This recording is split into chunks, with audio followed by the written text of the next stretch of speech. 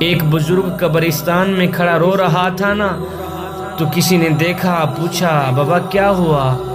کسی نے مارا ہے، کسی نے پیٹا ہے، کسی نے دکھ دیا ہے، کسی نے درد دیا ہے، بھوک لگی ہے، کسی نے کھانا نہیں دیا، پیاس لگی ہے، کسی نے پانی نہیں دیا، کیوں رو رہے ہو؟ کیا وجہ ہے؟ اس بزرگ نے کہا نا بابا نا، یہ میرے مسئلے نہیں ہیں۔ کہا پھر کیوں رو رہے ہو؟ کیا ہوا ہے؟ اس بابے نے کہا بھائی آج میرا پروگرام بنا کہ بندوں کی رب سے صلح کرا دوں۔ کہا پھر کیا بنا؟ بابے نے کہا یار وہ تو مانتا ہے پر دنیا والے نہیں مانتے۔ وہ تو کہتا ہے لے آئے نہیں میری چوکھٹ پر، وہ تو کہتا ہے لے آئے نہیں میری دہلیز پر، ایک ہی آنسو سے سارے کے سارے گناہ دھو ڈالوں گا۔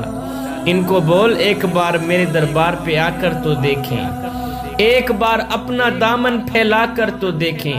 اوے بخشش کی حد نہ کر دوں مجھے رب العالمین بھی نہ کہنا، بخشش کی انتہا نہ کر دوں مجھے رب العالمین بھی نہ کہنا۔ اوے میرے دربار پر اگر فرعون آ جاتا میں تو اس کو بھی بخشنے کے لیے تیار تھا، تو میرا اپنا ہے، تیرا میرا تو ذاتی تعلق ہے، اس لیے کہ تو میرے حبیب کا امتی ہے۔ یار میں ان کو سیدھی راہ دکھانے کی کوشش کرتا ہوں، یہ الٹا مجھے گور گور کے دیکھتے ہیں، مجھے مارتے ہیں، مجھے تنگ کرتے ہیں۔ اللہ اکبر۔ ایک مرغے سے پوچھا گیا نا کہ لوگ تجھے جینے نہیں دیتے، کاٹ ڈالتے ہیں، آخر ایسا کیوں کرتے ہیں؟ تو مرغے نے جواب دیا میاں لوگوں کو جگانے والوں کا یہی حال ہوتا ہے، لوگوں کو جگانے والوں کا یہی انجام ہوتا ہے کہ لوگ کاٹ ہی ڈالتے ہیں۔ اللہ اکبر۔ دوسرے دن یہی بزرگ قبرستان میں کھڑا رو رہا تھا، کسی نے دیکھا، پوچھا بابا تیری بھی عجیب کہانی ہے، کبھی کبھی تو بازاروں میں روتا ہے، کبھی کبھی تو قبرستانوں میں روتا ہے، آج کیا بنا؟ اس بزرگ نے کہا بھئی آج بھی میرا وہی کل والا ہی مسئلہ ہے۔ کہا آج میرا پروگرام بنا کہ قبرستان والوں کی رب سے صلح کرا دوں۔ کہا پھر کیا بنا؟ اس بزرگ نے کہا یار یہ تو رو رو کر دعائیں مانگ رہے ہیں، یا اللہ ہمیں بخش دے، ہمیں معاف کر دے، لیکن وہ آوازیں دے رہا ہے نہیں نہیں، اب جو تمہاری بخشش کا دروازہ تھا وہ بند ہو چکا ہے، تمہاری مغفرت کا جو دروازہ تھا وہ بند ہو چکا ہے۔ اے بندے آج ہمارے پاس وقت ہے توبہ کرنے کا، آج ہمارے پاس وقت ہے استغفار کرنے کا۔ ایک بادشاہ سیر کرتا ہوا دریا کے من سے گزرا تو ریت کے اوپر ایک فقیر بابا بیٹھا ہوا تھا۔ اللہ اکبر۔ بادشاہ کے گزرنے پر فقیر کو جنبش بھی نہ ہوئی کہ بادشاہ جا رہا ہے، اس کو اٹھ کر سلام دوں، اس کا استقبال کروں، بادشاہ ہے وقت کا۔ فقیر خاموش ہو کر ریت کے اوپر ہی بیٹھا رہا، بلکہ لیٹا ہی رہا۔ بادشاہ نے دل میں سوچا کہ شاید یہ فقیر مجھے نہیں جانتا۔ آخر بادشاہ بول ہی پڑا کہ فقیر میاں کیا حال ہے؟ اس فقیر نے کہا بادشاہ کوئی حال نہیں ہے، اللہ کی نعمتیں کھا کھا کر دانت ٹوٹ گئے ہیں، زبان اس کی ناشکری سے پھر بھی باز نہیں آتا۔ بادشاہ نے کہا فقیر میاں کیسی زندگی گزر رہی ہے؟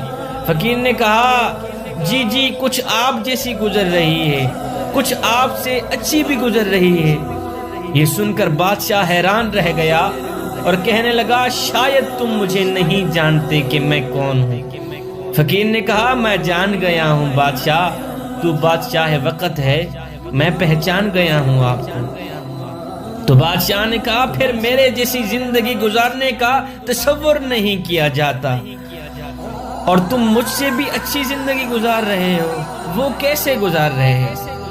فقیر نے کہا بادشاہ تو پھولوں کے بستر پہ سوتا ہے، میں ریت پہ سوتا ہوں۔ جب آپ کو اور مجھے نیند آ جاتی ہے اس وقت تجھے پتہ یہ نہیں ہوتا کہ میں پھولوں کے بستر پہ سویا ہوا ہوں، اور مجھے پتہ یہ نہیں ہوتا کہ میں ریت کے اوپر سویا ہوا ہوں۔ اس وقت تیری اور میری زندگی ایک جیسی ہی گزر رہی ہوتی ہے۔ اور اے بادشاہ سن، جب رات کا دوسرا پہر آتا ہے اس وقت تو سویا ہوا ہوتا ہے، میں نماز تہجد کے لیے مصلی بچھا لیتا ہوں، اس وقت میری زندگی تیری زندگی سے اچھی گزر رہی ہوتی ہے۔ جوانوں، اپنی زندگی کو مالک کی دہلیز پہ لے آؤ، اپنی زندگی کو مالک کی چوکھٹ پہ لے آؤ۔ اللہ اکبر، جوانی وہی ہے جو مالک کی چوکھٹ پہ گزر جائے، زندگی وہی ہے جو مالک کے دربار پہ گزر جائے۔